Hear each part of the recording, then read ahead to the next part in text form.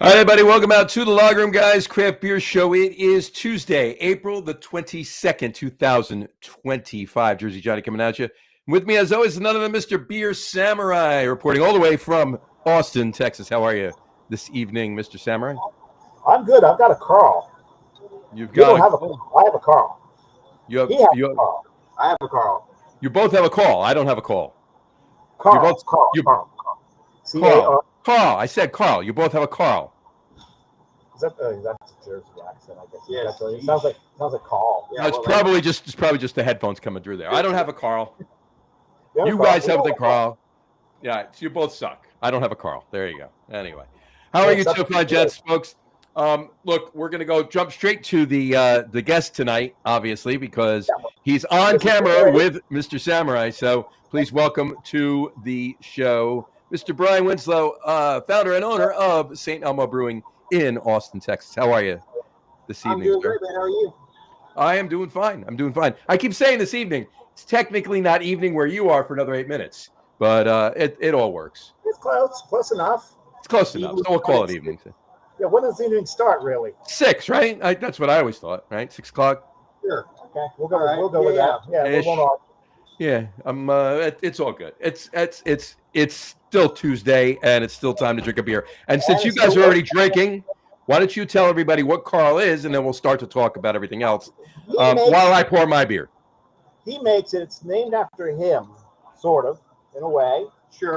Carl Winslow. That's made. Yeah, you nailed it. Yes. We're drinking a German Kolsch, made here at St. Elmo Brewery. That's the original location. And it's filtered, all German ingredients, light, crispy beer, made for Texas. Carl. Look how you can see right through that, John. You can read through that thing.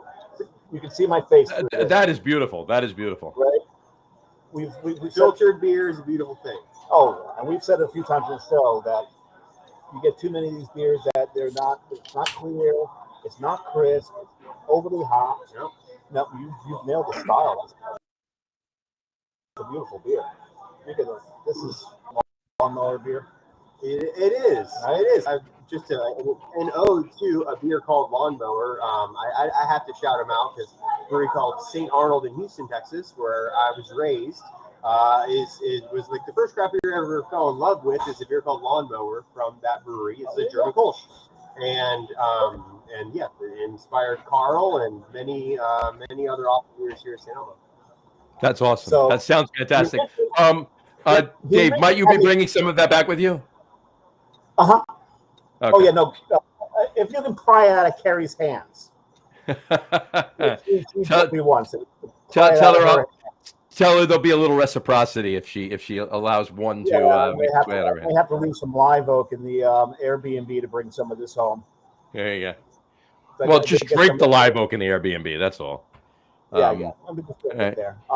And speaking of reciprocity, go ahead. What? No, he originally had me convinced he named it Carl after his grandfather, Carl Sagan. That's right. Yeah, my grandfather, Carl Sagan. So you're great. Not my grandfather, no.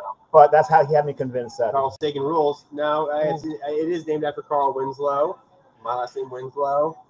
We're very distantly related. There you go. All right. Now that's the Chicago Winslows, right? Yeah. No, the Houston Winslows. Did you hear him earlier? Houston. All right. There you go. Houston Winslows. The Houston Winslows. Look down on the Chicago Winslows, right? Yeah, sure. Any rate. At any rate. Happy Earth Day, by the way. Yes, happy Earth Day, everybody. We didn't do those right away. There you go. Happy Earth Day to all those who celebrate, and everybody should be celebrating. I mean, it's Earth Day, right? It's not just like Prince Spaghetti Day or anything like that. It's Earth Day, it's Yeah, and we celebrate. Carrie and I celebrate by going out to Pedernales Falls, climbing around the rocks, getting into the water. Actually, not the falls themselves. You're not allowed to swim where the falls are, but that was a lot of fun. It's beautiful out there. It really is. A lot. It's one of the closest state parks to Austin. About 45 minutes or so. We get out there and a lot of good hiking and camping. Take my boys out there. It's fun. Yeah, it's nice. Yeah. Very nice. Very nice. Very nice. What are you drinking, John? I'll throw it up for you. I am drinking a beer called Everything Transitory. It's from Holy Mountain Brewing in Seattle, Washington. It is nice. It is a Munich Dunkel. There you go. So you start in there. Very nice. Cheers. Cheers. Actually, Prost would be appropriate. There you go. Yeah, Prost. One German beer to another. Yeah. Exactly. Prost. There you go. Oh my God, that's great. Yes, Dave, I should have ordered 2 of these. Yeah, he has a bad habit of ordering from Devore, ordering one, and then wishing he'd ordered more. Does it all the time. But Yeah, I do. Never just have one beer. But the problem with that is, if that's the case, I only order the stuff anymore from Tavour that I really, really want. And if I order 2 or 3 of all of those beers, I don't have any room for the beer I have, let alone for anything else coming. So 1 has to be the number. So. And then you're back to aging IPAs. Then I'm back to 8. Well, I don't order IPAs from Tavour, so It's an inside joke. I'm sure. don't even worry about it. Anyway, all right. So let's kick this off. Well, while we're at it, really quick, Happy National Jelly Bean Day. Oh yeah, if you got some jelly beans, that's fine. To those who celebrate, it is National Jelly Bean Day because you got to finish them up before they get hard after Easter. So you got to get them going. They're not like Pete's where they're better hard. Right. Exactly. I like Pete's stale. You like them fresh? Sure.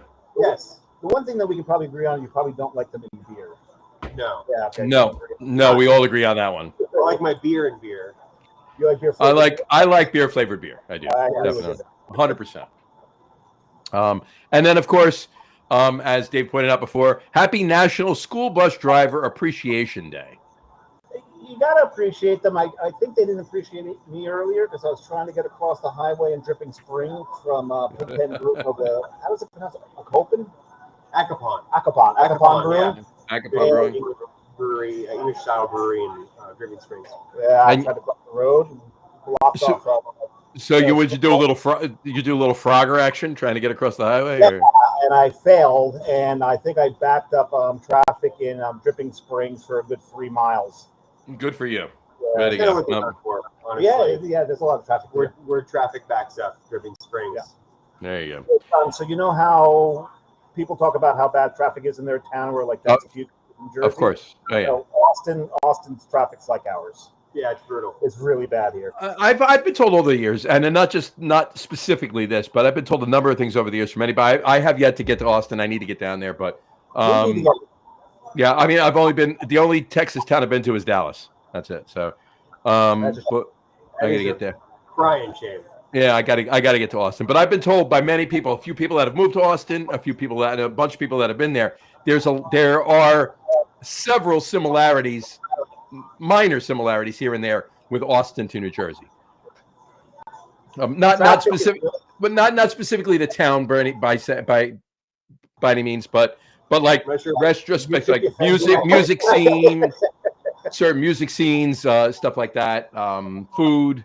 There's very underlying similarities between New Jersey and One thing about Austin is a surprise. I expected to come into Austin because it's Texas. Hear a lot of country music. Sure. Barely heard any country. Yeah, I mean, you're Austin. Austin is known for being, the blueberry and the cherry pie, and without getting into all the politics of it, it's a different space than what people traditionally see as Texas, but there's plenty of good country music and plenty of good places to participate and all that fun stuff here. Oh, I can attest to that, and we've been here for a week now, and it's been a blast. The breweries, the barbecue rules. Oh, yeah, smoked meats. That's what we do. John, I don't have enough for all meds. Dave, did I tell you? I got something for you. Hold on, Dave. Here, it's right here. For me.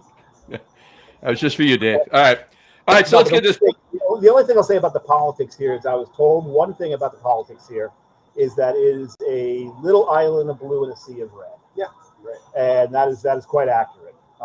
This is just an amazing, wonderful town. We've had a good blast here. Yeah, a lot of friendly people, a lot of good things to eat and drink, and go places to go dance and drink good beer. Oh, the liquid's so good here, John. Awesome. Yeah, I got to get down there. Definitely got to get down there. And, and all the barbecue places. Someone told us. So we've been to our first place we went was La Barbecue. Okay. Fantastic shit. Yes. And that's more of like they fuse some modern flavors into their what they do with the crust and all that. Our second place we went was Micklethwaite. Yeah, sure. Micklethwaite, that's the more classic Texas barbecue. Then we went to Lewis and Leroy and Lewis, right over there. Yeah. Good friends of mine. We have a beer coming out with them on Friday. Yeah, we made a collaboration with them. Oh, their sauces are amazing. That mustard sauce? Yeah, dude. Oh, Their beef sauce. The beef sauce is Their so beef good. cheek. They were out of beef cheek when we got there. Oh shit, yeah. Yeah, it's a shame. But then we went back to Micklethwaite because it was Saturday, and they had the beef ribs. John, one beef rib's good for 4 people. Yeah, it's really. Oh yeah. Yeah, this is Fred Flintstone stuff. I was going to say it's one of those ribs that Fred got on the side of his car. Yes, exactly. They'll knock your car over. Right. And then we just did Pig Pen in Dripping Springs because it was the only one in Dripping Springs open at the moment. But they were pretty good. They got good smoke going. You hit some of the best ones, that's for sure. Yeah, Leroy and Lewis, I would say, is the top of the top. We were actually college roommates years ago and known them for the better part of 20 years. And they make really, really good food. The La Barbecue, Micklethwaite, Franklin. There's lots of good barbecue here. We were 4 blocks from Franklin, but we decided to do Micklethwaite instead. Sure.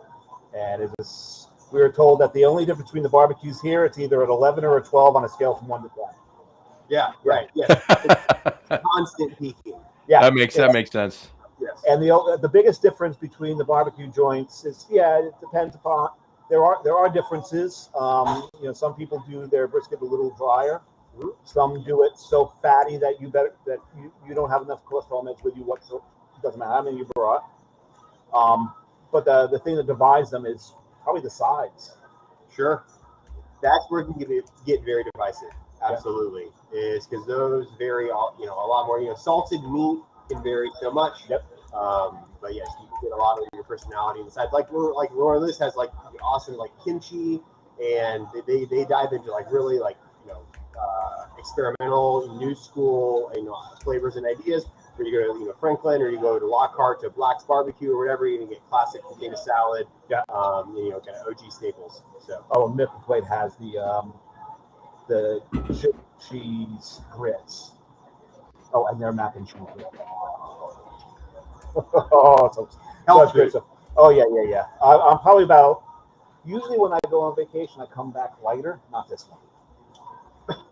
No. You come back lighter. Well, because I do a lot of hiking and walking and all that, so I walk off everything I eat and drink. But there's no way to walk off what I've eaten here. Oh hell no. It's not a bit.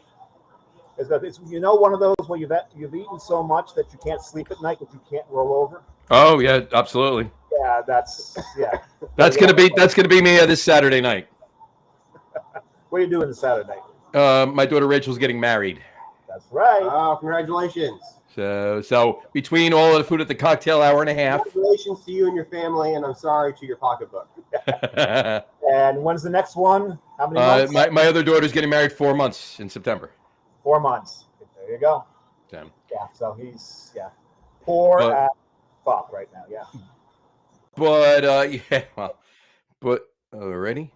But that was weird. Well, let's get to the first question. Yeah, I was going to say. I was just going to say. There's going to be plenty of food and plenty of booze going down on Saturday night. So I'm not going to be rolling over all that much on Saturday night. But I hear what you're saying. All right, yeah. Let's get to the first question. That we ask everybody. Here we are, 15 minutes in. First question. There we go. First question we ask everybody that's new first time on the show. What was the very first craft beer, to the best of your recollection, that you ever had? Sure. Honestly, I already named it. St. Arnold Lawnmower. Growing up, my best buddy Steve, his dad was cool, and he would buy St. Arnold beer in Houston, Texas, and we would steal them out of the garage fridge. And I remember drinking it because they had an amber, they had an IPA, and they had Lawnmower, which is the light beer, because we were 17 or something. Right. And light beer was like what we were, dipping our toes into. But it was really interesting but also easy to drink. It was made in Houston. So it was just like this really, it was reveling. Like, hey, you can have really good light beer that isn't Keystone or Busch or Budweiser or whatever. Right. Or Lone Star, exactly. Hey, now we can get your whole head on. There we go. I was like, the whole time I've been like, what? Yeah. So yeah, that, and then it's one that probably everybody would know, Boston Lager. I'd go, whether I'd go visit, family in Lowell, Massachusetts, or wherever. Boston Lager was one, having this dark beer, the amber lager, right? But at the time, again, 20 plus years ago, it was a dark beer, full flavored, and so anyway, those are the first two. I got you, Dave. Why don't you tell them what mine and your first beer was independently back in the '80s? Where we are. Hell yeah. Yeah. That's what was there, that was available, and that's when we realized beer can have flavor and warm up and not taste like this. Let's be enjoyable through like the entire glass. Yeah.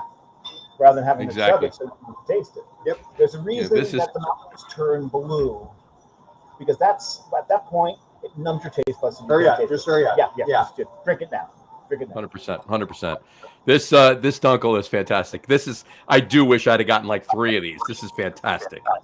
One of his favorite styles too, by the way. Yeah. So, So, as but is a he's Kolsch, not German, but so anything German. all right. And the other question would be to the best recollection, what was the first craft brewery or first brewery period you ever visited? I ever visited. Ooh.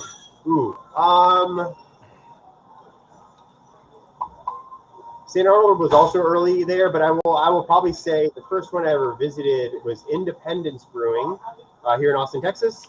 Fair enough. This was before tap rooms were really a thing. Until 2013 in Texas, you could not go to a brewery and buy a pint of beer legally. Crazy.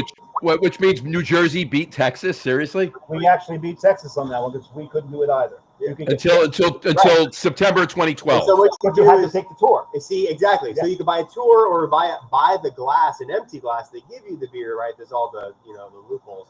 So, but it was like the first Saturday, I think, of every month. Independence Brewing, which is now 15, 20 years old, been around for quite a while. Shoot, yeah, probably closer to 20 years old. They would have everybody out in their parking lot, and there were there's only a couple other breweries in town, like Live Oak was basically the other one, a couple pubs, and we would go there and drink a bunch of beer in a parking lot and be super stoked to do it. Gotta love Drinking beer in parking lot, that's an age-old tradition. 100%. 100%. All right. So Bryan, when did you first decide, you know what, this craft beer industry, this is for me. I got to do something in it. Yeah, just after college, I started home brewing, and there's a brewery here in Austin that opened called Austin Beer Works that had super slick cans and cool beers, and they were blowing minds. I was like, man, I want to do that and work for them and maybe do my own thing someday. And so that was 2010, 2011. That was kind of like the turning point, and from there kind of dove into reading all the books and trying all the beers and brewing way too much at my house. Was your home brewer to start with? Yeah. What was beer was a Belgian triple. The first beer you brew was a Belgian triple? Mom's house. Wow. Yeah. And you know what? It wasn't great, but it was booze, and it tasted okay, and I drank it all. Yeah. There you go. That's the first on the show. That is the first on the show. For anybody home brewing, the first beer they ever brewed was a Belgian triple. That's ambitious and awesome that you you brewed it and drank it all. That's awesome. So kudos to that. All right, so you were working for Austin Beer Works then. You went to work for them? I actually just waved to one of the wives of the owners of Austin Beer Works who's here. We were in a tap room. So we get here, meet him here, and what brewery was already? Pine House Pizza. Yeah, Pine House is in the house, drinking down. Like 8 of their brewers. Yeah. Yeah, they're good friends of ours. Yeah, the camaraderie down here in Austin is really great. Yeah, Pine House. If you haven't heard of their beer, you should. If you haven't had it, please go get it when you can here. They have like 4 locations, about to have 5 in Central Texas. It's great. Really great beer. And yeah, they're coming here, and then Austin Beer Works is hanging out, I guess, apparently. And anyway, we enjoy each other's company. Yeah. That's great. We That's great. We know that story in Jersey, right? We definitely do. Very, very big camaraderie in Jersey. We all are. We're always at everybody else's brewery. I love probably more than our own. So, but that's I say that tongue in cheek, but that's the way it is, and it's awesome, and I love it. I love it. I love this industry. I love everything about it. Well, maybe not everything about it, but most things about it. But it's funny because every brewery that I've been here, they ask me where I've been, and then they tell me where to go. Not like most people tell me where to go. There's a lot of people that tell you where to go. Yeah, a lot of people. Not here. But not here. No, a lot of people told me to come here. Yeah. Well, I was telling him, and John, you know this as well, when I started doing research and reaching out to people who knew the beer scene here. Yeah, you've got the 2 big breweries everybody knows, Jester King and Live Oak. Mm-hmm. Everyone knows them. Yeah, big dogs. Great people. And it's funny, Chip seemed confused when I said that to him.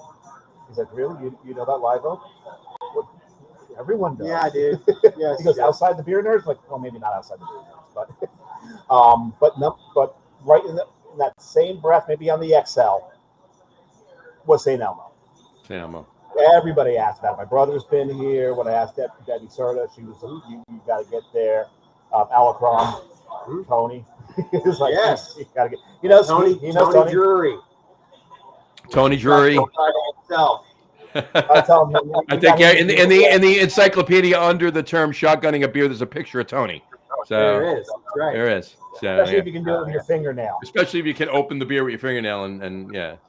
Just hand him a can, he's good to go. He taught me how a long time ago. There you go. So, yeah, I mean, if you got it. Yeah. There we go. There you go. Opa! Did you hear that? I heard it. I heard it. All right. So you were working for Austin Beer Works, and at what point did you decide? All right, it's time to do this for myself. Sure. I was there for the better part of 4 years. From starting as like the keg grunt can line guy all the way through to their like head brewer, and loved every minute of it. Still love those guys. We hang out a lot. But yeah, like midway through, honestly, kind of the whole time I was like wanting to learn just everything that I could. It was a sponge, wildly curious, and wanted to figure out how all the pieces of the puzzle go together with the equipment.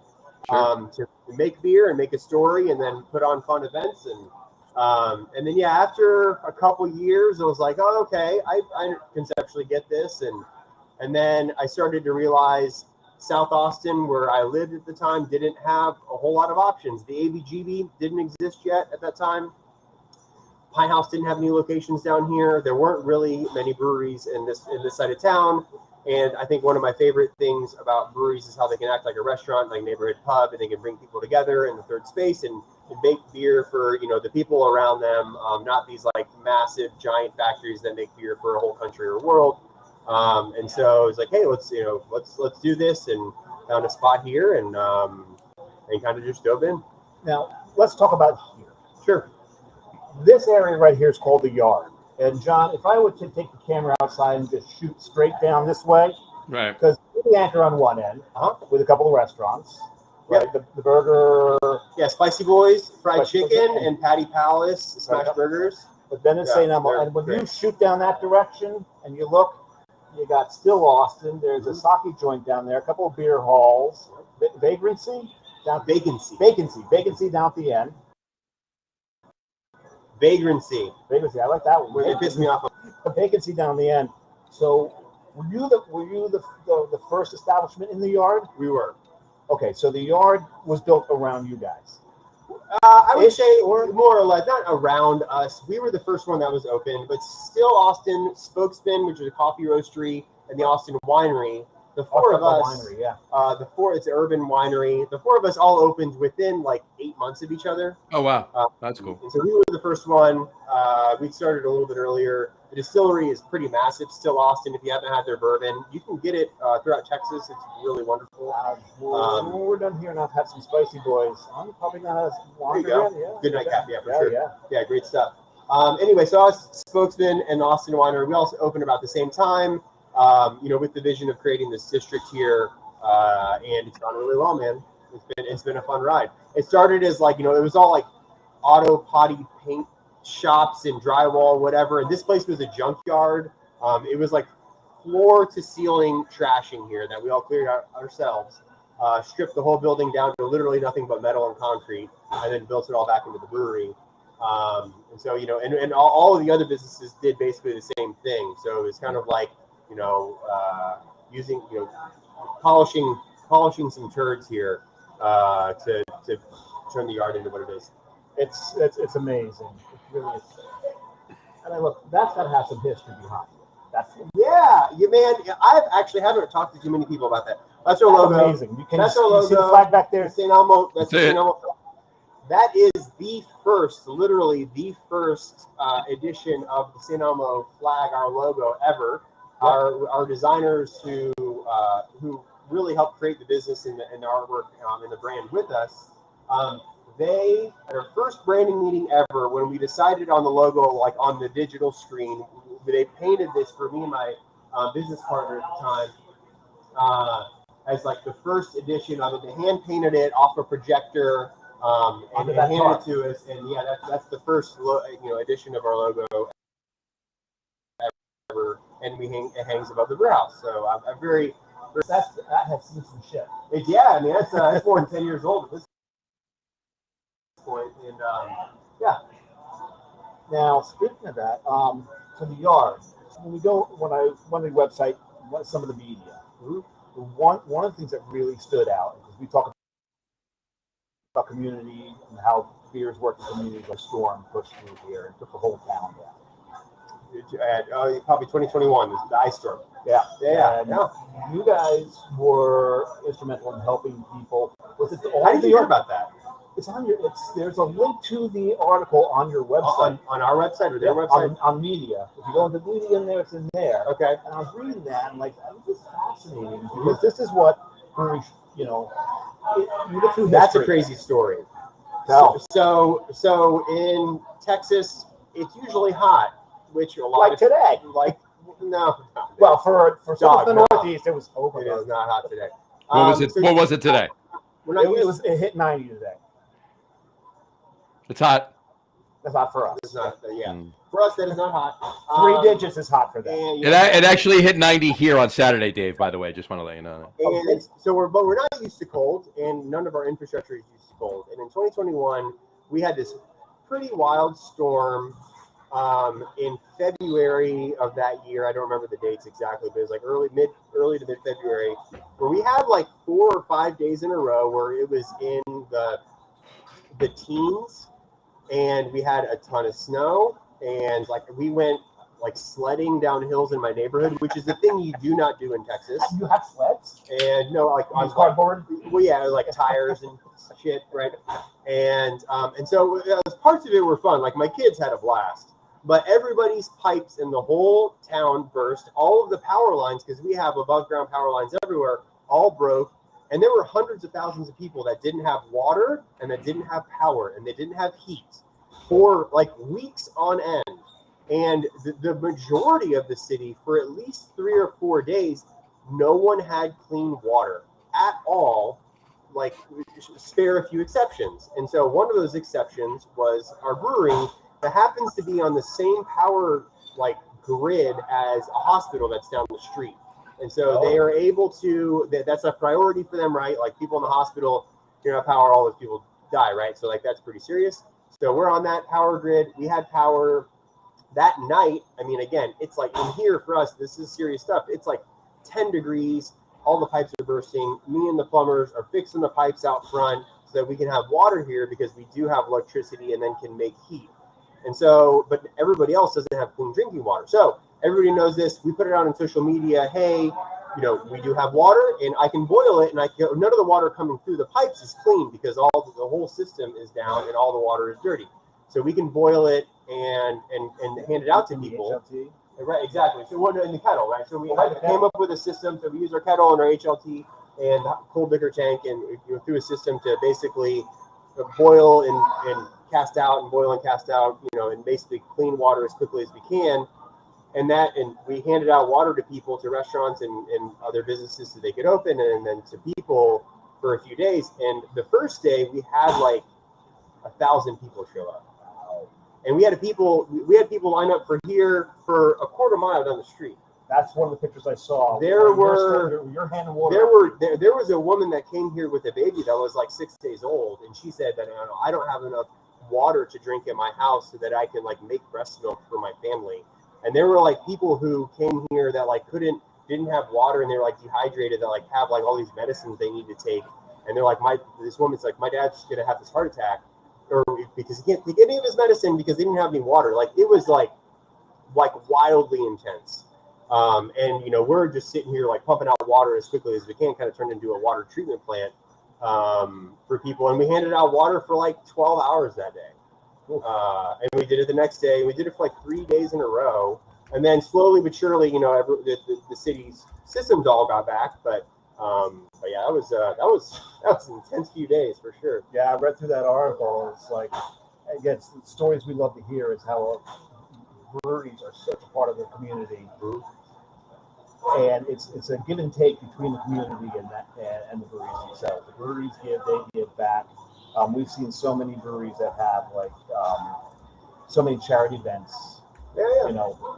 In the tap room, dog adoptions. Yeah, happening in the tap room. Fundraisers for all the nonprofits. We do a lot of those things here.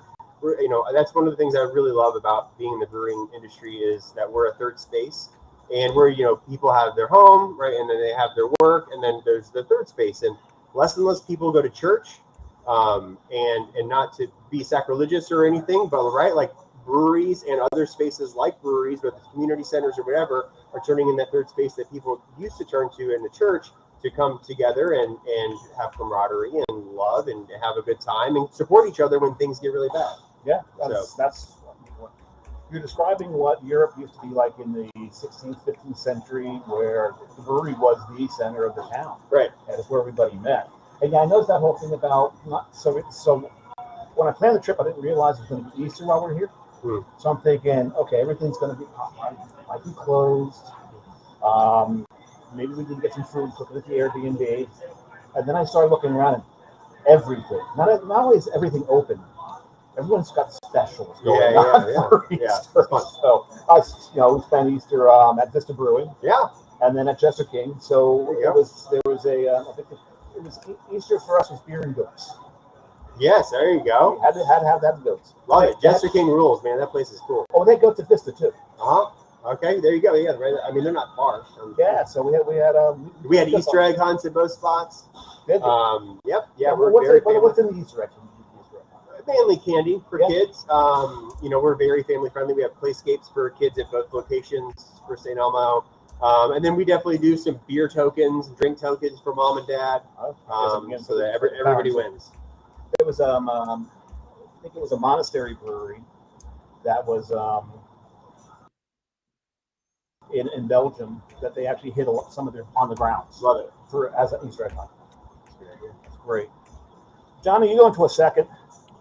I am into a second. Did you guys pour a second? Give me a second. I can go get one. Yeah. What do you want to do next? Let's see. Let me surprise you. I'll be right back. Surprise me. So he's gonna go grab a second. What are you drinking there, John? My second one, I'll throw it up, is called Hungry Ghost. It is a 5.5% amber lager from Dead Language Beer Project, not Peer Project. Let's fix that. That's Beer Project. No, that was definitely spell correct, autocorrect. So let's try that again. There we go. Beer Project, Dead Language Beer Project in Hartford, Connecticut. So this one, kudos to Matt Potensky. Kudos to Matt Potensky. He was up there a few weeks ago, brought me back a can, and I haven't tasted it yet. So I poured it, and cheers. Well, cheers. Let's see. Well, I just wanted to taste it. Oh, very good. Ooh, very tasty. It's funny Very because more and more ambers that are being brewed nowadays, they're getting more flavor into it. They're not a lot of people go to a brewery who are used to their IPAs, and then now they're getting into their lagers, and they go to brewing these amber, and they're like an amber. But ambers are starting to get tastier and tastier. They are. People know how to brew these things better. They are definitely. This is definitely a very tasty amber lager. I love a good amber lager. I'm sorry, I really do. No, when it's got the good flavor to it, absolutely. Exactly. Got a comment here from Brian Boak. He just said, grilling a flank steak and having an English mild. Brian, is that one of your milds, or is that a Tavor mild? Well, we'll find out. We'll find out. Oh, okay. All right, it's back. St. Elmo Amber, American Amber Lager. I did not. Yes, Put it back up there again. Put it back up. Yes, I'm drinking it's Hungry Ghost. It's a 5.5% amber lager from Dead Language Beer Project in Hartford, Connecticut. You must have heard from over there. You got great ears. Cheers. No, not anymore.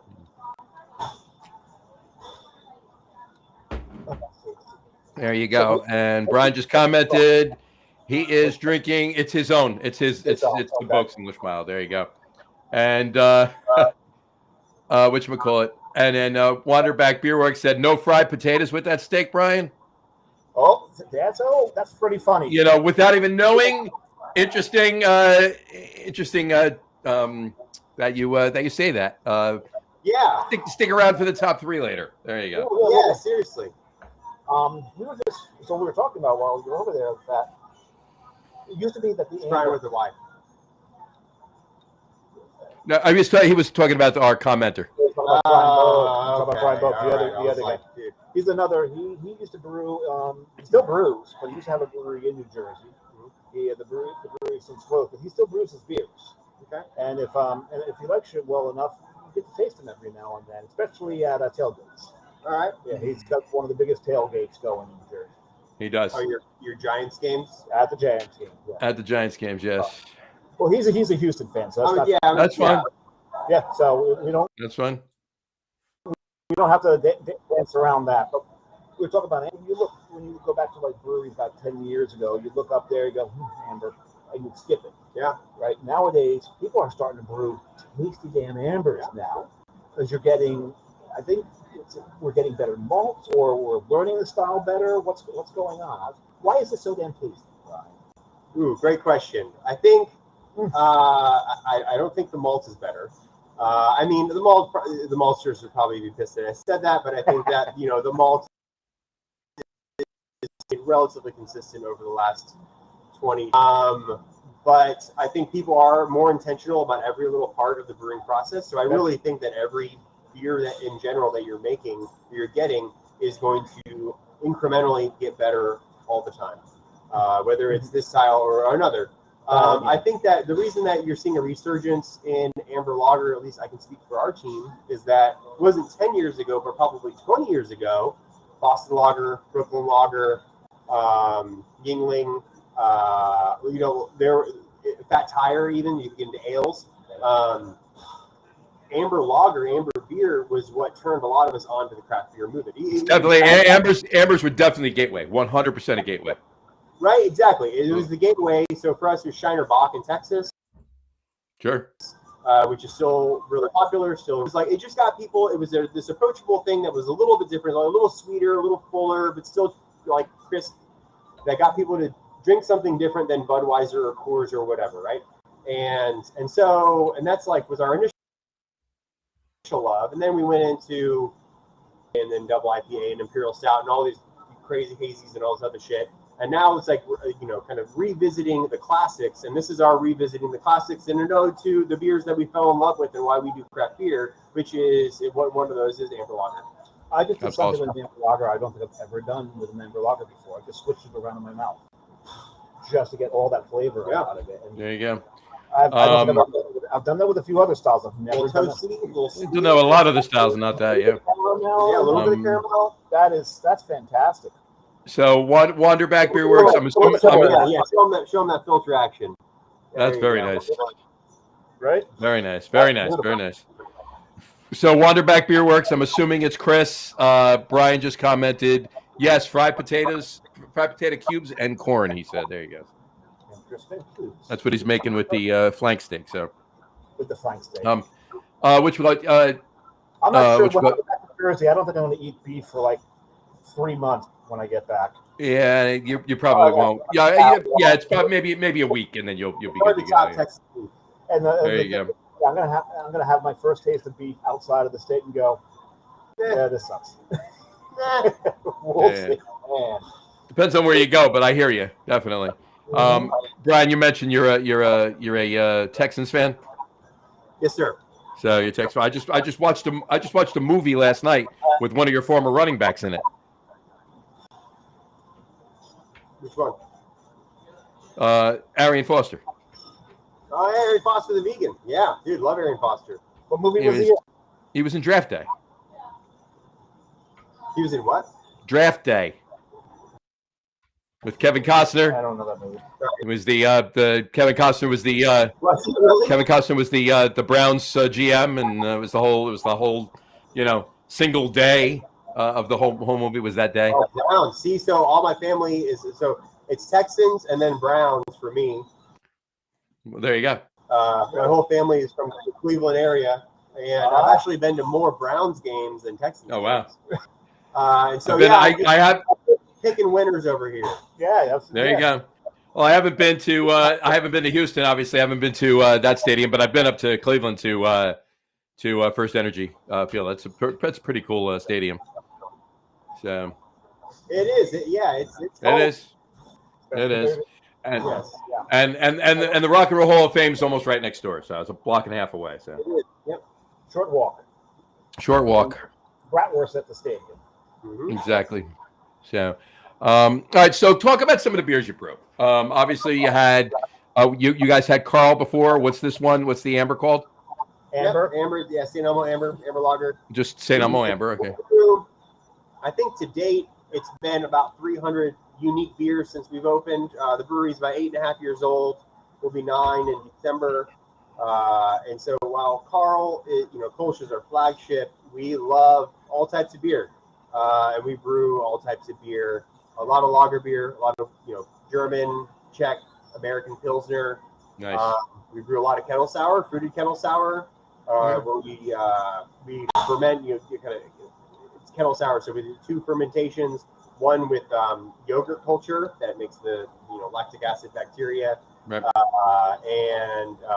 And then usually our Kolsch yeast, and we have, I guess right now we have Penelope on the passion fruit sour, Chuck Berry, the mixed berry sour, Rosa raspberry sour.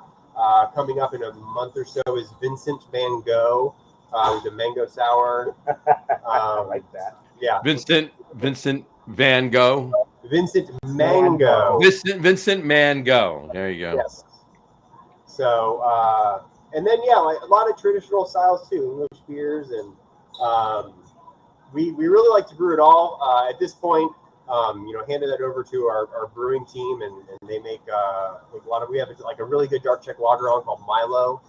Oh wow! I will be drinking that before I leave. I'm sure you will. Yeah. I'm sure you will. So if I could place an order for a Kolsch and a dark lager, then that would be good. So. And how we jumped off right on time, the head brewer was right over here. Gotcha. So we just missed the head brewer. Just missed him. What's the head brewer's name? Bob Beretta. So he was just here. Yeah, brewer Bob. He does wonderful work. I hope so, because it's wonderful beer. Yeah. Hell of a brewer.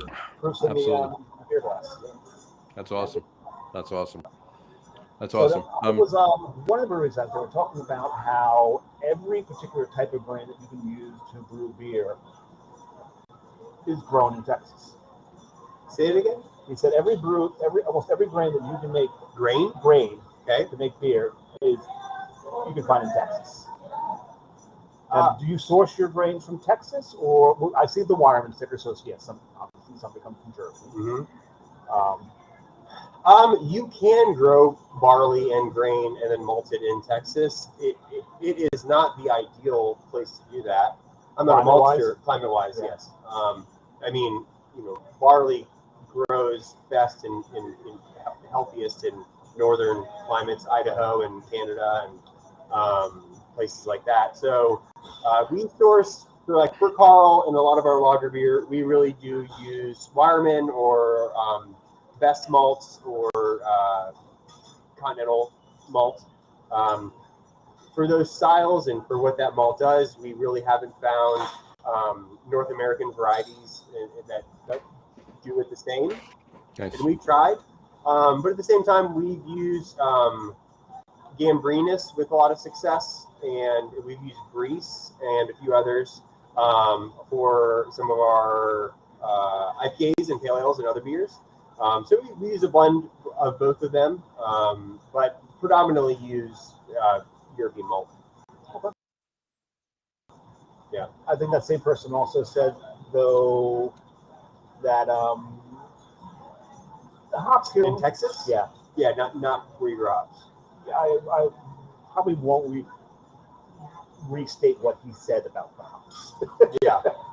It's the climate. It's the climate. It's the soil. I mean, everything has the terroir. And the Everything's soil. different. You know, you want to, the soil's, there's a lot of important. All right. I think we just lost their feed. So it might be the Wi-Fi. It might be, maybe they were just bored of listening to me talk for the first time in 20 minutes. But no, it's all good. A lot of good information from this guy, Bryan Winslow from St. Elmo Brewing.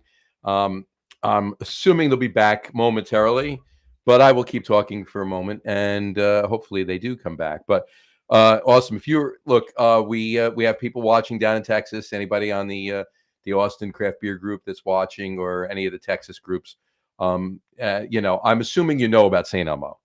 So if you do and you've been, kudos. If you haven't, get over there. And if you don't know about it, now you do. Get over there. I can't speak firsthand how good the beer is, but Samurai isn't one to blow smoke undeservingly, if you will. So the beer he's had so far, and of course that Kolsch that he started with, Carl, I think it's called Carl Winslow.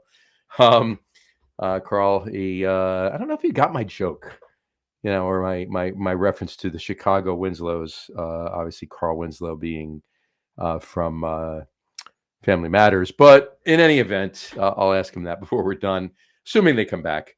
But regardless of that, he just texted, give us a sec. Whatchamacallit, he regardless of that, the Kolsch and the amber that they're drinking right now, I see Dave's eyes and I could tell that he's really liking what he's drinking. So if you've been and kudos again. And if you haven't been, here we go. And they're back. Are you back? Can you hear me? He's back on the screen, folks, but I don't know if he can hear me because I can't. Oh, there we go. Can you hear me? Okay. What? I guess you can. There you go. So what happened there? We learned something very, very, very important about extension cords. When they get kicked and they get pulled out. No, both ends need to be plugged in. Oh, so your battery went. Computer's plugged in. The other end was, and so the battery just kicked off for a little bit. So Brian's taken the opportunity to use the facility, make more room for beer. There you go. What was that? The Wonderback boys said? You call it a bio break or something like that, or bio break. Yeah. Bio break. So, there you go. While he's doing that, we can yammer on about. There he is. Hey, he's back. There we go. We're back. Right. We got power. We got power. There you go. Lesson about extension cords. Yes. You got to plug the other end in. Yeah. You got to plug both ends in. There you go. But cool. We're always offering amazing wisdom here on this show. Yes. If you want to learn something, tune in every week. That is for sure. We're educational. Very educational. If we're nothing, if we're not educational, that's for sure. I love how this is frozen. That's awful. Do agree. What's off? What's frozen? What's frozen?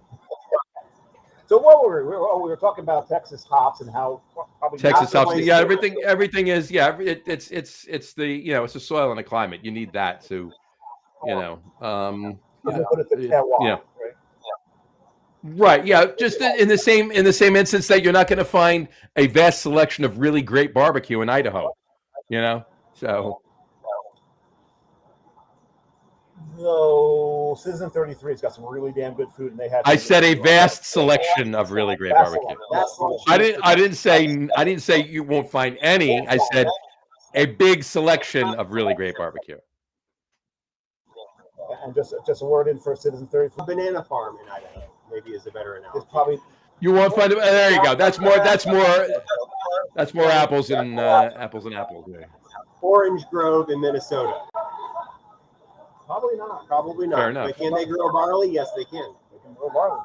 And Jersey There you go. can actually grow cranberries and blueberries. But you're probably not going to find a pineapple plantation there. Probably not. No. We don't have no pineapple plantations, do we? We don't have any pineapple plantations. No, we have. Okay, We grow. We grow in New Jersey. We grow apples, blueberries, and cranberries. So there you go. Yes. And peaches. And some They're not peaches, good. they're not great, but They're we not do good. grow them. We attempt. You know. All right. Yeah. We do good peaches too. Georgia's got We have good peaches. Yeah. There you right go. across There the you go. Keep going. Fredericksburg. Yeah, that way. But yeah. Samurai. What? You might want to go to your audio settings on Restream because I'm hearing me echo back to me. So, Okay. one of those. Hearing you once is enough without us hearing you Exactly. twice. Exactly. Let's see. So it's got to be one of the settings. Noise cancellation. Yeah. Echo cancellation. Sorry. Turn it off. Turn it on again. It's on. Well, no, because it wasn't happening earlier. It's just happening now. So we'll do a toggle. You're saying do the toggle. That's Okay. exactly right. Yes.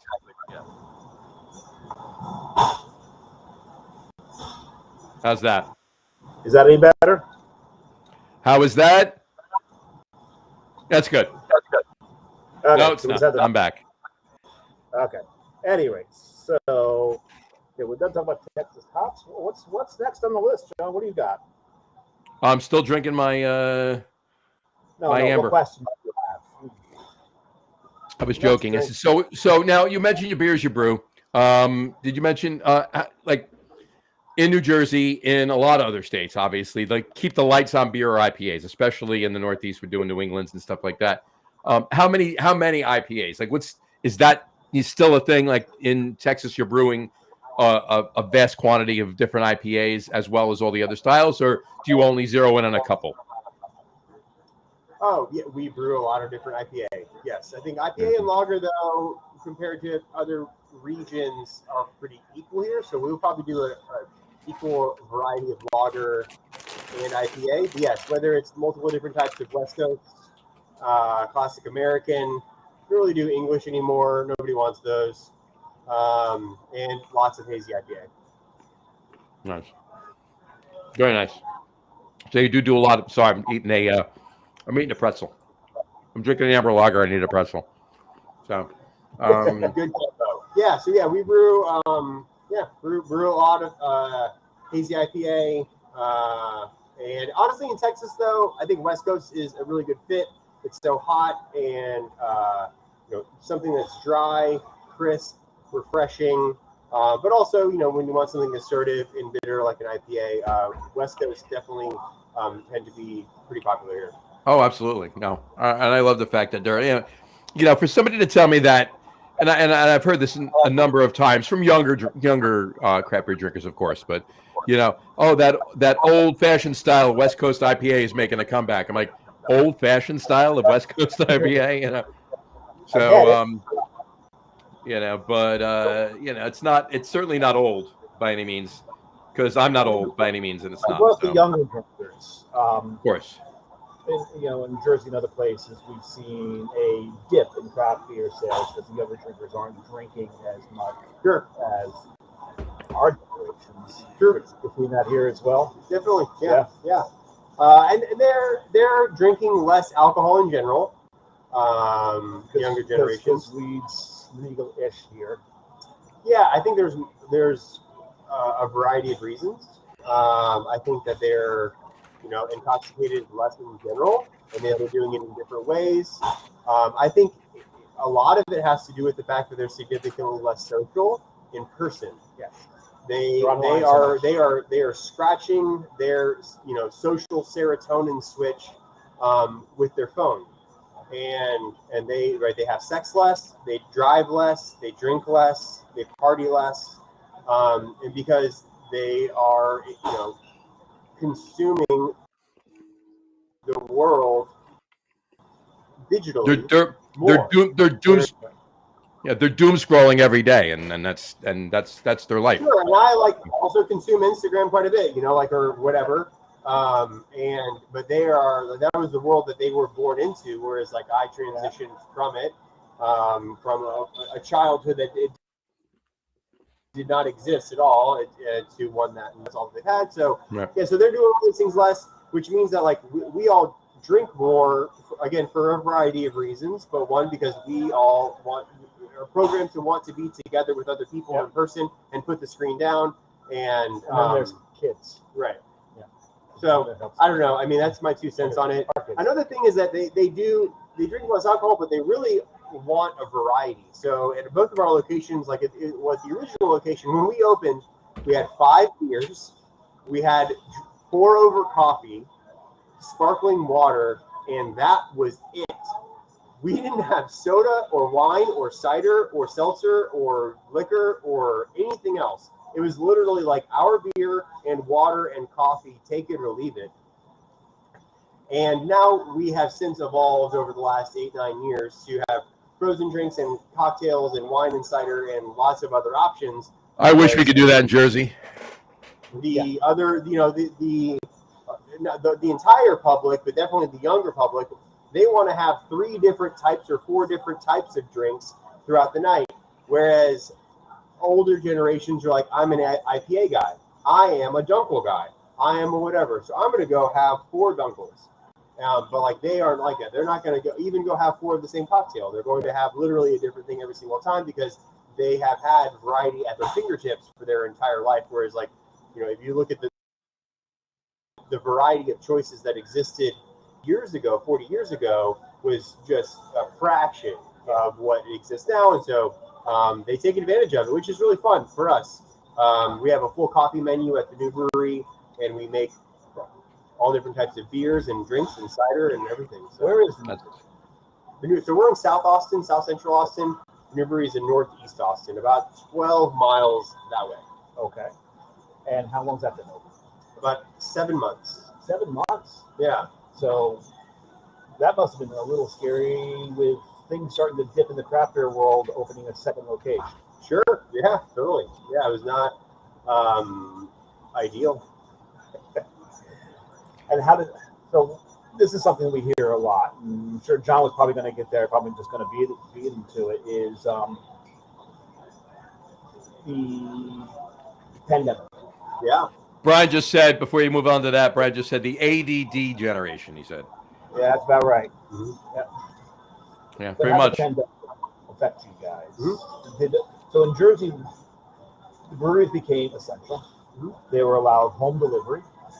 They could do that. So, and they had to, of course, take a lot of the head sales, transfer into cans. So those who had canning lines made that like gangbusters because they could can, deliver. How did that play out here?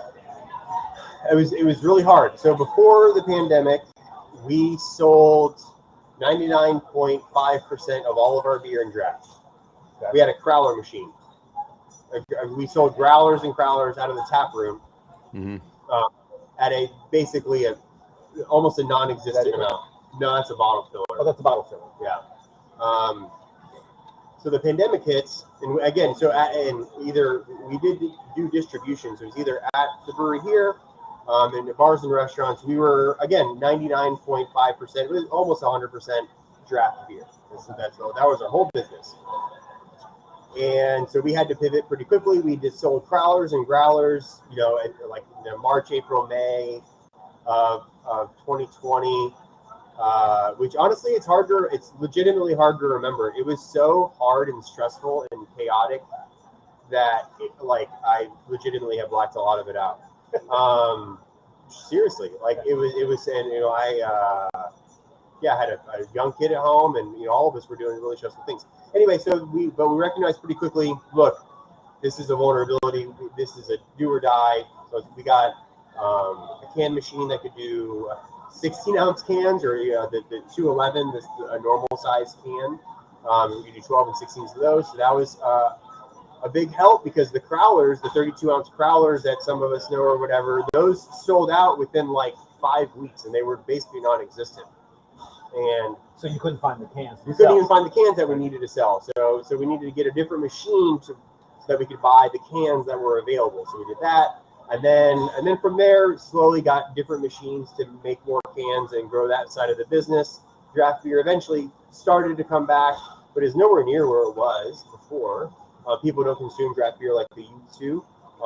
They're back to a new normal, but if I had to guess, I mean, it's probably 70% of what it was. I'll say Carl is on in so many places where we've been. Any place we were that wasn't a brewery, Carl was on. Yeah. Where we stayed, there was a convenience store down off the parking lot of where we stayed. And you guys are on tap there. Hell yeah. And we stayed up in the east side. And we moved down to Hill Country now, and I missed the Quickie Picky. Yeah, that place is great. Quickie Picky rules. Oh yeah, if you ever get to Austin, you got to go to the Quickie Picky. It's more than a convenience. What is store. it? It's called the Quickie Picky. It's Quickie really Picky. Store that has draft beer, and yeah, it's tight. It is one of the greatest uses of space I've ever seen on this planet. A whole lot in a little bit. Oh my God, this place is fantastic. Their bacon breakfast tacos are filling. Bacon breakfast tacos. Dave. I'm gonna need 2 of those with the beer. Well, here's the thing. Breakfast tacos in Austin is a way of life. That's for sure. What he just said. I was not prepared for that. That did not come up in my research, because one of the section of Jersey I live in, we can get great tacos because it's like the Hispanic section of New Jersey where I live. So Mexicans, Cubans, you name it. So we can get great tacos there. We actually were in San Antonio and had one out at store. And we're like, that's my favorite type of taco. Well, we're like, better out at store around the corner from us. Sure, totally. Yeah. However, we don't do breakfast tacos in Jersey. You don't see them. I mean, I grew that up needs to be fixed in the Houston area.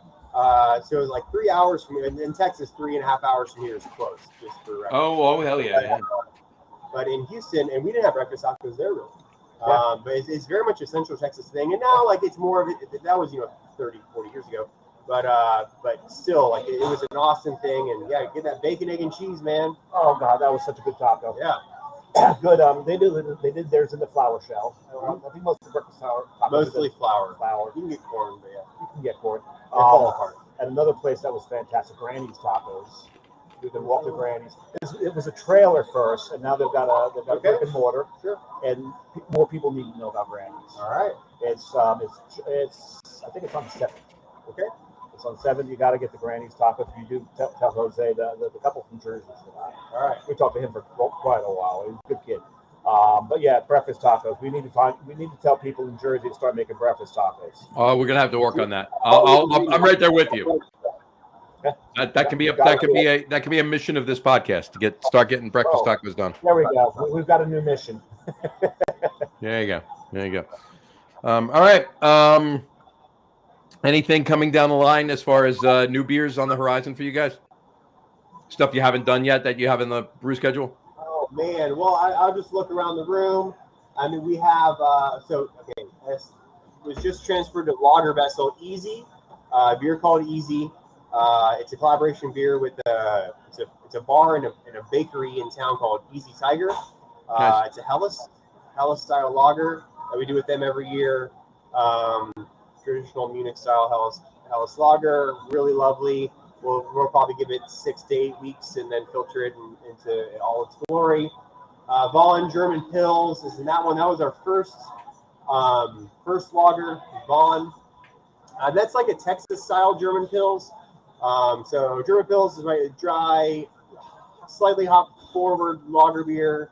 And in Texas, we give it a little bit extra hops, a little bit extra bitterness, and a little bit extra dry. So that's Vaughn.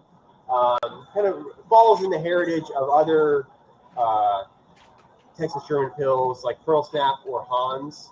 And if you've had, I've got a Hans for you, John. yeah, you got to try Hans. Tony Drury's favorite. Well, he gave me two.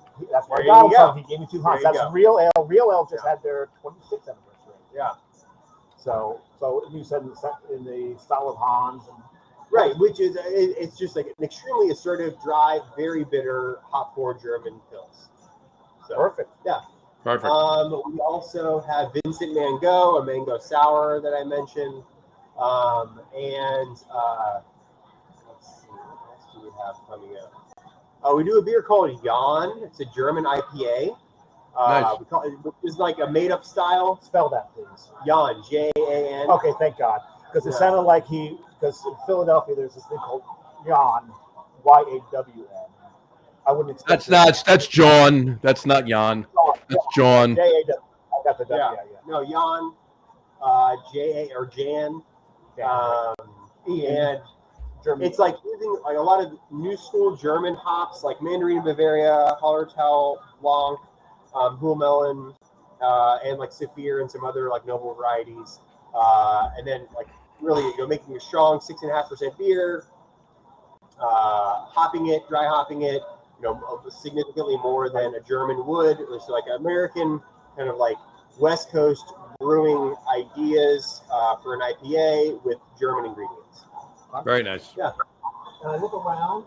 The next question I think I just answered. I'm looking around. You don't have room to decoct, right? We do not have room to decoct. We can do step mashes, and we're, for the most part, we're single infusion boys and girls. Yeah, you got like how many vessels do you have over here? 7? So we have let's see, 7, and then that's we have 9. And actually, so we used to have 2 more here and another here that I just moved to the other brewery because we're kind of shifting production. That's our like production distribution wholesale brewery space there. And then this is even more room for activities. Bryan, how big is the brew house there? 15 barrel pub system from Premier Stainless. Gotcha. And how big's the brew house at the new location? Also, Premier Stainless is a 20 barrel 3 vessel. 20 barrel 3 vessel. Cool. Nice. Yeah, so we can do 60 or so barrels a day. Very nice. Very nice. What's the breadth of your distro? Austin. Just Austin. Yeah. Yeah, we're at 3,000 to 4,000 barrels That's a year. still a large space, by the way. In Austin. Yep. Yeah, we self-distribute in Texas. We're allowed to self-distribute, which we very proudly do. And so we have 4 trucks and a really great team of sales reps and drivers that move our beer around town to all our about 350 accounts in Austin. Very nice. Yeah, I mean, 2 million plus people in the greater Austin area. Sure. But it's spread out. Yes. We've driven from one end to the other at this point, I think, because we were up at Hop Squad and up in that area. Yeah, and then all the way down to Driven Springs. So yeah, north all the way through south. Yeah. Yeah, we've been through a bunch of it here. Yep. Very nice. So we've got some great beer while we're here, and some really good stuff, John. Some really good stuff. I got to get there. I'm going to throw up a couple of the comments. Brian Boak just said his second beer is Church Street Helles Lager. What is it? Every time we say a beer, someone drinks it. That's style. Exactly. And he also said that he's going to draft night at Giant Stadium Thursday night to watch the draft. He's going to the draft party at Giant Stadium. Be prepared to be disappointed again. No. That's not happening. That's not happening. It's what we do. You know that. At any rate. We're not Jets fans, Dave. Come on. Oh, thank God for that. I mean, we're not much better. We're not much better. But how much better? Exactly. Anyway, all right. So we'll pause that. Let's pause on St. Elmo for a minute. Actually, you know what? I got one other question. I meant to ask this earlier, but why St. Elmo? We are on St. Elmo Road. There you go. So St. Elmo used to be a village about 130 years ago. I think it was founded south of Austin, eventually annexed into the city. Mm-hmm. Now, like the district and the road is known as St. Elmo. Fair enough. As fun as I usually look to ask that question, and the fact I didn't ask it is because I actually knew it. the answer, so I forgot to ask it. But they do have a up in their rafters. They do have a copy of St. Elmo's Fire soundtrack. Yeah. On vinyl. Mm-hmm. So that's a beautiful thing. Well, there you go. That's there. Well, Rob Lowe is one of our original investors as well. There you go. Is this a car saving thing again? Yes. Yeah, okay. Thank you. Yeah. Well, I was going to make a Rob Lowe joke. By the way, Brian Boak just commented. He said, "John, you are still echoing." There's nothing I can do about it. There's nothing we can do about it. So yeah. You think if you're playing, I'd echo. So I don't know. Anyway. Yeah. It's not me. It's coming through on. It's because of your speaker. You're using the speaker and you're using the mic on the laptop. So that's why it's coming. We're adjacent to a room full of people drinking. Yeah. So I mean, it's fine. Well, no, I was just going to say, Rob Lowe. Production, right? That's two connections, Brian, that you have to Rob Lowe. One, obviously, Rob Lowe, trying to play saxophone or pretending to play saxophone in St. Elmo's Fire, and also he was a captain on the Austin Fire Department, right? In the show that just finished last year. That's right. Forgot about that. Didn't even think about that. Totally. Yeah, we're basically best friends. 911 star. There you go. Well, that's probably why I did it, right? Because he's an original investor, like you said. Oh, like straight out of a burning house. It was crazy. There you go. There you go. I bet that's on your website. It is. It's a real thing that happened. Yeah. Brian said it's not brutal. He said. And by the way, they go over there just to tailgate. Get a tailgate in April in is what they try to do. So we've had some tailgates where the season's been so bad that we don't bother to go to the stadium. You didn't even go in. You just tailgate. Yeah. Eat the food. Well, there's a number of people that go to Brian's tailgate that don't go into the game. They bring TVs and they watch the game in the parking lot, and they reset up they keep the tailgate going while everybody's in watching the game, and then it resumes when they come out or when we come out. So you got to let all the coffee get out first. Sure. Of course. Yes. All right, let's pause on the beer talk. Of course. I'll be home later. No. Most of us, we bring them with us so they know, and you keep them happy with the food and the beer as well. Otherwise, you're doing it wrong. Exactly. Family affair. Yep. It's a family affair. Exactly. All right, so let's pause on the beer stuff for a second. Let's do our top three. I'm ready for the top three. You guys ready for the top three? Good. Let's do our top three. Our top three list tonight. Well, it's brought to us by Bryan Winslow. It was his idea, so it was Brian. It was Brian's idea. So tonight's top three list is top three favorite fried potatoes. There we go. That's right, fried potatoes. Why? Really, no reason, but the reason is it's a question I ask in every interview of anybody that works at St. Elmo. It's not your top three, but what is your favorite fried potato? It is, in asking an doing an interview and who's going to work here and work with us. You need to ask some questions that aren't job specific, that are icebreakers, that just, open people up a little bit, loosen them up, especially when it's going bad. I've had some interviews really turn a corner whenever they weren't going well because they were nervous or whatever. And then I asked them what their favorite fried potato was, and they really let their guard down. And then they opened up and answered the stupid question. And then we had a really good interview, and now they work here. So top three best fried potatoes. I will say number 3, I'm going to go with a little general, home-cooked shredded hash browns. I think, it's in the morning, it's on a weekend, everyone's maybe a little hungover, and someone's like, I'm making hash browns and eggs and bacon and whatever aunt or uncle or cousin or brother is doing it, and then you have like good hash browns at home with coffee, stirring. I think that's just a really wonderful fried potato experience. Yeah, absolutely. Number 2, I'm going to go with Chick-fil-A's waffle fries. Fantastic waffle fries. I'm a sauce man. I love all types of sauce. I make a lot of hot sauce myself. And Chick-fil-A has like 8 or 10 different types of sauce. And those waffle fries are perfect for dipping and getting all different types of sauce. What's your favorite sauce there? Do you blend the sauce? I'm a blender. Oh, you got it. Yeah, you got it. The buffalo and the ranch, pretty classic. or the ranch and the Chick-fil-A sauce, also wonderful. And then honestly, the fun thing is like once you start doing it, then they all kind of blend together a little bit with the buffalo or the barbecue or whatever. It's very fun. And the waffle fry is perfect for sauce because you get the scoop. Yeah. Number you one, get the scoop, and they hold a lot more sauce in them too. So you do. Yeah, exactly. Right. You get to enjoy the sauce rather than just like a little pinch. You get a glob. And then number one, might be unpopular. is that thunder? Did you hear that? Is that thunder? Thunder. I don't know if that's a good sign or a bad sign about what I'm about to say. But McDonald's French fries. Step over here. McDonald's French fries are the best type of fried potato. They're amazing. You can have them anywhere. They all taste the same. They're salted. They're crispy. You can have one of them. It's awesome. You can grab 6 of them. Also awesome. There you go. Time you guys have an ice storm. The person who salts McDonald's fries, that's who you need out on the roads. Yeah. Salt those There roads. you go. Right. Yeah. That's Salt it up. That's what you need to do. 100%. 100%. We're really good at it in the Northeast. Yeah. Really good at it. We get it all salted. Good for the undercarriage of your car. Oh, it's beautiful. Yeah. That's why. That's all the metal lasts long. That's why we get new cars every 2 years. Yeah. That's why undercoating is such a big and when I say new, I just mean different, not necessarily new, but that's besides the point. Yeah, new to me. You get a different one that's falling apart. Yeah. Right, exactly.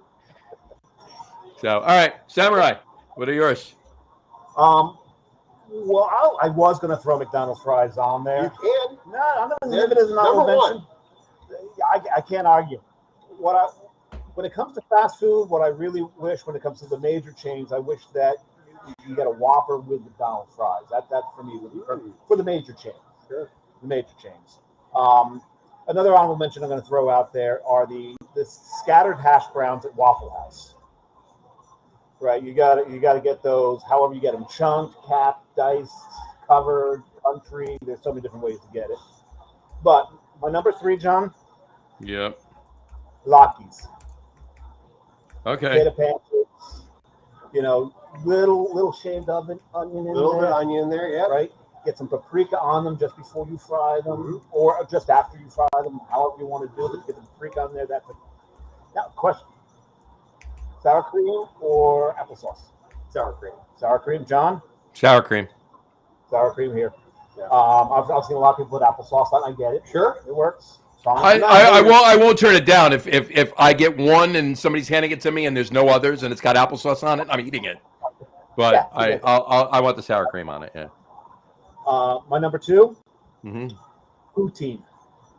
Poutine. You get those fries, and those fries have to be really good and crisp to stand up to all that gravy and the cheese curds and anything else they're going to throw on there. But I love poutine. John, poutine anywhere else is great. It's fine, but in Canada, that's where it comes from. That's where you go to the source. Yep, gotta go to the source. 100%. But my number 1, I love tots. I don't care if they're loaded. I don't care whatever. I don't care if it's just give me a little dipping cup of ketchup. I'll put some pepper in that ketchup first, or pepper the hell out of the tots. I don't care if it's salt, pepper, ketchup. Salt, pepper, ketchup. Salt, pepper, ketchup. There, yeah, SPK. But tots my number 1. I think that is I think that's the top of the mountain for fried potatoes or tots. I have to agree. All right. Well, you're in luck, sir, because I know that Spicy Boys rip some tots. Oh, I'm getting some tots after the show. Yeah. There you go. Get some fried chicken and some tots. Fried chicken. There you go. I'll need some of that back here too, Dave. Bring some fried chicken and tots back. Anyway, all right. So mine, I got 2 quick. First of all, let me put this up because I've been drinking it for 5 minutes already. My third beer, another Matt Potensky bring back for me. It's Treehouse's 10th anniversary. It's an 8% double New England from Treehouse Brewing. And here, take a look at it. There you go. It's in proper glassware. Oh, surprise! It's hazy. And yeah, I was going to say, and in complete contrast to your beer, Brian, you can't see shit through this. So there you go. How's that? It's very, very good. It's very good. But a Treehouse Double New England IPA, very good. I mean, There's only one word to refer to that statement, and that would be duh. Redundant. Redundant, yeah. That works. So, all right, so my top three, I got two quick honorable mentions for you. First honorable mention is going to be well done crinkle cut bowling alley fries with ketchup. Okay. All right. That's oddly specific, but okay. Very. Yeah. Oh, it's 100% specific. That's why it's just an honorable mention. You know. He's in a league that bowls Thursdays. Absolutely, we bowl on Thursdays. But beyond that, I'm going all the way back to when I was a teenager, and whenever the group would go bowling or whatever, that's what you got. You three frames into your first game, you were up at the snack bar ordering a big thing of fries. Well done. They had fryers back in that when you were a teenager. You're funny. You're older than me, so there you go. Anyway, not much, but older nonetheless. So. Anyway, and Bryan, Dave's birthday was just last week, so happy birthday to Dave on this. 5 days ago, yeah. Yep, 5 days ago. And 6 days from now will be John's birthday. Will be my birthday. There you go. So, yeah.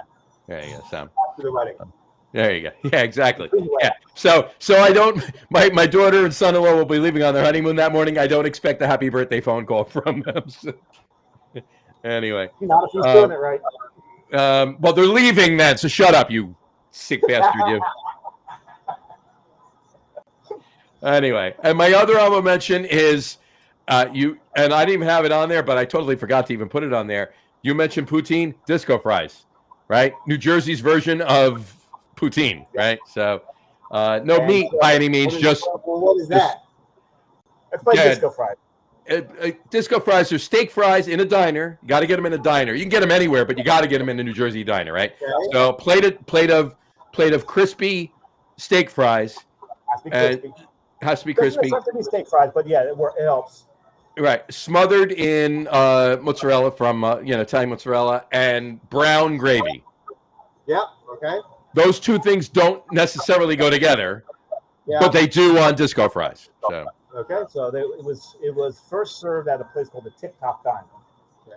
And if you remember, a couple weeks ago, Terry and I were at the TikTok, and I was having a pork roll, egg and cheese, and disco fries. And disco fries, yeah. And if you believe my cousin Adam of the Spite and Dival story article fame, he actually coined the phrase disco fries and ordered them first before TikTok was a thing at the Pompton Queen Diner up on Route 23. In Wayne. Which is one of my favorite diners in the whole state. Right. We are the diner capital of the world, Jersey. Some of them are still at 24 hours. Much like Whataburger. All right. What? There you go. Whataburger. We have free frame while we're here. I've been trying to convince her that she has to try Whataburger. Why? Yeah, go for it. Because we've been shoving so much barbecue down. Oh, sure. If you're gonna have to pick your beefs, then pick the smoked ones. Yeah, that's sure. That was the whole point. Yeah. Yeah. And Dave's used to having to pick his beefs, so I pick a lot of beefs with people. Exactly. So you're number one. Now those were my two honorable mentions. Here are my 3, 2, 1s. Oh, so what's your 3? Let's do it. So my number 3 is sweet potato curly fries, seasoned sweet potato curly fries. La-ti-da. Okay. Yeah. Now I don't know. Now this is not something that I sought out, right? This was made for me by my better half, Jessica, right? And she's like, sweet potato fries are better for us than regular fries, so we got to do them. But she seasons them; they're fantastic. Sure. So there you go. That's my number 3. My number 2. She listens to the show sometimes. She does, 100%. Yeah. You've got to say this. Yeah. Anyway, no, but it's true though. Anyway, my number 2, salt and vinegar boardwalk fries. Oh, this is another Jersey thing, it sounds like. 100%. It's very much a Jersey thing. Salt and vinegar boardwalk fries. Is that like a chip? No, it's a fry. Okay. It's a fry. Yeah. They're usually pretty they're thicker cut. Okay. Most of the time they're double cut. Most of the time they're close to the steak cut. Okay. Sometimes the shoestring. Okay. Yeah. A little extra skin around. But it's so on a lot of the Jersey boardwalk, the bigger ones, there are stands that are just nothing but fries. Shit. So It's a simple menu. it's all they do is fries, and there's so many different, but there's different ways you can get them, and salt and vinegar is one of them. Sounds like Salt and I started the business. Yeah. We have beer and water. Come and take it. There you go. Exactly. We've got fries. What do you want? Exactly. And my number one is very similar or the same, basically, as Dave's number one, and that would be loaded tots. And I know where you like your loaded tots. Are we doing like forks with this, right? Oh, 100%. Oh, no, 100%. Got to be You forks. kind of have to. Yeah. And my two favorite, I mean, can loaded tots anything, right? But my two favorite are bacon and cheddar with chipotle aioli. Those are amazing. And I just had a week and a half ago, I was out with my daughter to get married on Saturday. We were out by the venue, we were finishing a couple of things up, and we stopped. We got some lunch, and we ordered tachos. Tachos. Oh. Doesn't So- sound like a bad thing. Nachos with tots instead of tortilla chips. And But I they thought were you- I thought you were gonna fantastic. bring up your favorite- I thought you were going to bring up your favorite bar in Boston. But yes, my favorite place to get loaded tots would be at, Bukowski Tavern on Dalton Street in Boston, right off of Boylston. I can vouch for that. Yeah, fantastic loaded tots. They used to have another place called the Lower Depths that was over by Kenmore Square, and they closed that several years ago. But they had even a bigger loaded tots menu than Bukowski does. But the ones at Bukowski are it was the same ownership, so they're fantastic there. So there you go. There you go. That's our top three for tonight. Awesome. I haven't heard any more thunder since that one clap there. With that one peel. See, everybody's passionate about fried potatoes, right? Oh yeah. Right? You ask for the suggestions, and people, they have feelings about potatoes. 100%. It's an easy question you can ask any person, well, at least in America. I'm surprised that none of us brought up potato chips at all. And there's such a variety of potato chips out there. We were just at Acapon, and then or Copen? Acapon, and then you got the great British bakery across the street, and you can get all these types of Irish French fries, potato chips. And they got some of the craziest flavors. Beef and onion, prawn, Love it. prawn Potato chip. And earlier today, British for shrimp. Oh yeah, no, I know what a prawn is. I'm just saying prawn potato chips. but they also had we had Worcestershire sauce, wash your sister sauce. Wash your sister sauce. Yeah. Wash your sister sauce. But yeah, they were Worcestershire sauce flavored potato chips. They were fantastic from Tico. Worcestershire. Worcestershire. Remember, they say there's three things that are really hard to say. I love you, I'm sorry, and Worcestershire. And Worcestershire. We had that. We did that on the show a while back. We had I love you, I'm sorry, and Worcestershire sauce. Yeah. That's a recycled joke, but Oh yeah. What was that? you have to recycle. Totally. Yeah. Was that Mo from the Three Stooges? He said, "Please pass the Worcestershire sauce." I'm sorry, I could never say Worcestershire. Yeah. Still, my favorite now still is the wash your sister sauce. Yeah. Wash your sister sauce. Yeah. Wash your sister sauce. Watch Yeah. your sister. So anyway. All right. Yeah. No. That was a fantastic idea. Kudos, Brian. Thanks for that top three idea. That was fantastic. After this is the 226th show, not counting special episodes. So you kind of run out of ideas for the top threes after a while. That's what I told them earlier on the email. We're kind of running out of stuff, so that works. That worked beautifully. Exactly. What events are coming up for St. Elmo in the near future? See, the next big one we have is our annual crawfish boil here at the regional location, May 4th. So Sunday, May 4th. The people show up dressed as Darth Vader, and For May the 4th be with you. yeah. Coincidentally on May 4th. Okay. Love that. But no, it's a crawfish boil, which is probably it's definitely not a thing in New Jersey. In Texas, I grew up on the bayou, which is basically kind of like where Texas starts to become Louisiana. There's crawfish everywhere. Between Houston Sure. and the border. Right? That's right. The border of Louisiana, yeah. Of course. The And- closest thing in Jersey we get to a crawfish boil is a clam bake, but similar. Yeah. it is seafood cooked for people, but yes, the flavor is quite different. Yeah. And yeah, so the Spicy Boys cook like a Viet Cajun style or a Houston style crawfish. So it's going to have obviously crawfish and then corn, sausage, potatoes, and then like a pretty spicy red chili sauce covering all of it. Little corn pops. Little corn pops. Yep. Yep. And so we do that. It's a huge, awesome party. It's one of our most successful days. I love crawfish grilling, eating them, once a week, and so yeah, we're doing that. I have Pinch the tail, suck the head. That's right. That's right. Yep. Pinch the tail, suck the head. Yep. Are we still talking about crawfish here? We're still talking about crawfish. Yep. All right, just making sure. So yeah, it's our next big party.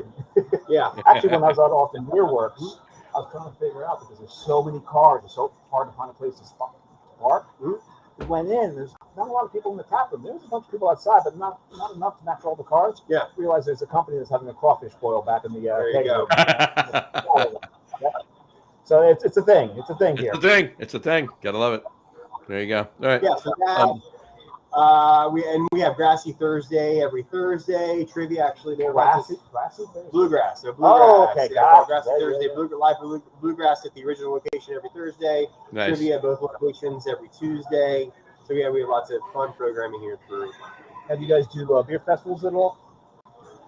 We do some. There's not a ton of beer festivals in Texas. There's the Texas Craft Brewers Fest, which is the big one in October, November, depending. And When your skin doesn't boil off your skeleton when you walk outside. totally. Okay. Yeah. Right when it drops below 97.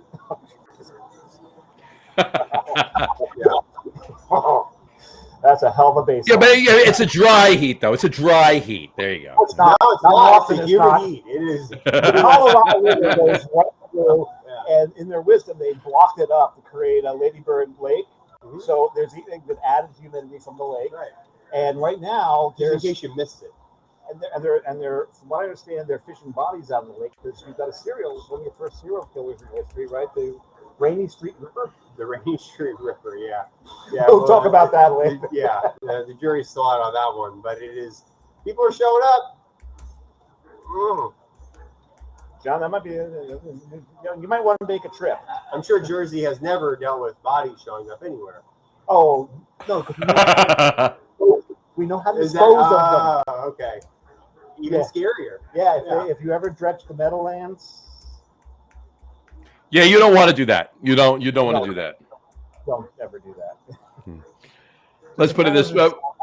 Not entirely fiction. No. I mean, we used to joke too with the old Giant Stadium, right? Because the folklore is that Jimmy Hoffa was buried under the old Giant Stadium. So we always used to joke. We always used to joke that if a receiver was running down without any defender coming after him, and he inexplicably tripped on the 10-yard line, we'd go Hoffa on the tackle. Half about it. Yeah. And one of our punters, Sean Landetta, when they told him this, he's like, "Well, that gives a whole new meaning to the term coffin corner."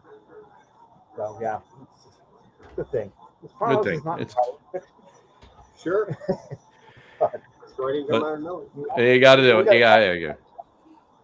So anyway, yeah. So there you go. We got a comment. Hold on. I'll put this up. There we go. There we go. Dina McDaniel. Hey, Dina. How are you?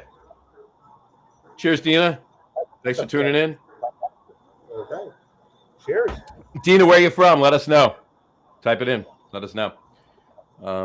So yeah. So that's great that you do that. So you do the Texas Craft Beer Festival. Yeah, that's about it. We do a few other small ones, but yeah, beer festivals aren't super popular here.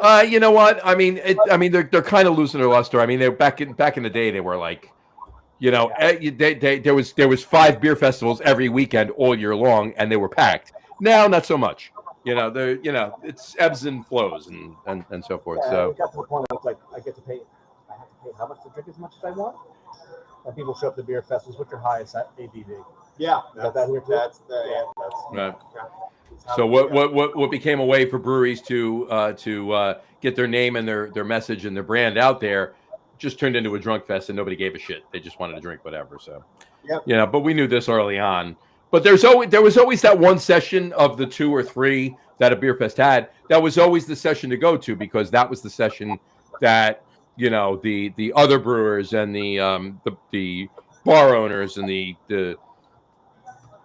beer managers in package stores and so forth and so on. That was the ones that they went to, and it wasn't a drunk fest by any means. It was more laid back and more chatting about the product and everything else, and that was the way to go. But that they've kind of fallen few and far between now. But when you're used to pouring at beer fest, the best part of the beer fest is before the opening days. Anticipation. But no, not just that. Even everybody else from the community. Oh yeah, a little sure. bit, sharing beers with them. Mm-hmm. That was always my favorite part of it. Mm-hmm. Then you just have to deal with everybody as they come to the gates. Sure. Right. It was the way. It was almost like a trade show, right? Even though you were just pouring beer for these, everybody that wanted to get drunk, if you will. But it was more of a trade show and a networking thing. And most of the people you knew anyway. But it was a way to get together, share some ideas. Maybe some collabs were born out of the beer fest, and that's always the case. It was cool. So, but gone are those days, I think. But hopefully they come back around to a certain point. But whatever. All right. Look, any other mentions of? I know Dave wants to go eat. I know you got a lot of stuff to do. It's an hour later here, but that doesn't matter to me because I'm just sitting here enjoying my double IPA, and I'll probably have another one after that. But exactly. But anything else you want to let the public know about both locations? The new one, obviously. That. Yeah. Thank you for coming to St. Elmo, and we're happy to be here and still trucking. I think the beer industry is a really wonderful place to be. It changes a lot over the years, and but one thing that I don't think will ever change is that being together with fun people and having good beer that is made by people who give a shit is really fun. And getting try new flavors and new experiences and meet new people from different places who do different things is just never going to get old to me. So I appreciate y'all coming and having me on. And if anybody is ever in Austin, please stop by St. Elmo and come have a pint. 100%. Yeah, I said that before to everybody while I was vamping for those 5 minutes that you were plugging the laptop back in. I was mentioning. I said anybody, because we have a bunch of groups that watch the show. There's an Austin craft beer group. There's a bunch of Texas. There's like 3 other Texas craft beer groups that watch the show, and whatchamacallit, and they, I said, anybody that's been there, the beer's good, get back over there. Anybody that knows about the place that hasn't been there, get over there. Anybody that hasn't known about the place, well, you know about it now. Get over there, So, but yeah, I mean, just looking at Dave's face, and he can speak for himself. I don't have to speak for him, but just looking at Dave's face, the beers that we had on the show so far. What's that? He hasn't been ventriloquist actually. I do. I don't have to. Hold on. Let me get my hand. Hold on. Let me get my. Yeah. There you go. Hey, you better wash that when you're done. Wash it after the fact. Exactly. When you're done. Okay. No, seriously, the beer here is fantastic, John. I'll bring you back some stuff. What I don't drink, maybe you'll get some. I'll get some. There you go. Get Brian's information too. We'll send him a Jersey care package too. Oh yeah. I love that. So one of my favorite beers. I brought a couple cans for you for that. Cool. From Jersey, you'll appreciate it. He uses cold cheese in a low ABV hoppy ale. Cool. It's a sessionable ale for double IPA drinkers. That's what it's called. So awesome. So there you go. Anyway, you gotta love it. So all right, and I have some ballast on the plane, so that once I can get rid of that, so I can fill it with make room for more Carl. That's the way it works. Yeah, absolutely. You gotta love it. So all right, well, this was fantastic, Bryan. Awesome. 100%. Great seeing you. Really, really appreciate it. Appreciate it. Absolutely. Thanks, man. Talk with you, Johnny. 100%. Don't go anywhere. We'll talk for a couple of seconds after I do the outro. But on that note, okay, he's got it memorized. But he still uses a cheat sheet. I do use it. You know, it's like any other speech. You know, you keep the cheat sheet there just for when you need it. But in any event, on that note, we will wrap up the show for today. We want to thank everybody for watching, and for those of you just listening to the audio podcast, thank you for listening. Don't forget to visit our website, www.lagerroom.com. That's LAGERROOM.com. And please remember, like us and follow us on all of our social media, Facebook, Twitter, Instagram, and of course, our YouTube channel. All of them are at The Lager Room. Remember, we go live with the video podcast on Facebook, YouTube, X, and Twitch every Tuesday night around 6:30 p.m. Eastern Time. And for those of you who just want to listen to the audio podcast, you can do so on our audio host, Spreaker, as well as iHeartRadio, Apple Podcasts, Spotify, Odyssey, Audible, Pandora, Amazon Music Podcast, YouTube Music, iTunes Music, TuneIn, Podcast Addict, Castbox, Deezer, Podchaser, Listeners. Pretty much anywhere you can find audio podcasts, you will find the Lager Room Guys Craft Beer Podcast. And if you haven't done so already, please subscribe to one or more of those feeds, and you will never miss a show. Again, thanks for following along with us. Have a great rest of your week. Have a wonderful weekend. Bryan, once again, thank you so much for coming on. We really appreciate it. Fantastic show. Great top 3 list idea. Awesome beer. I can't wait to try it. I'm thinking a 7.9 on that one, man. When you choked on your saliva right there, you lost so many stock points. There you go. Yeah. There you go. Okay. Can I give him an F plus? Well, actually, I still had a little bit of the IPA. It wasn't saliva; it was the IPA that I choked on. So, that's what it was. That's what it You was. still had it in your mouth when you started the outro. That's when I started it, because it became part of the back of my throat kind of thing. You know how that goes. Oh, you do know how that goes. So stop it anyway. Nope. Anyway, Bryan, thanks for coming on. Really appreciate it. Have a great rest of your week. Have a wonderful weekend. Drink a lot of beer, but drink responsibly. And we will talk to you next week, folks. Got a great show from Rhode Island coming from next week. So we do. Yes, we do. So my old home brewery. Old home brewery. There you go. Talk to you then, folks. Enjoy.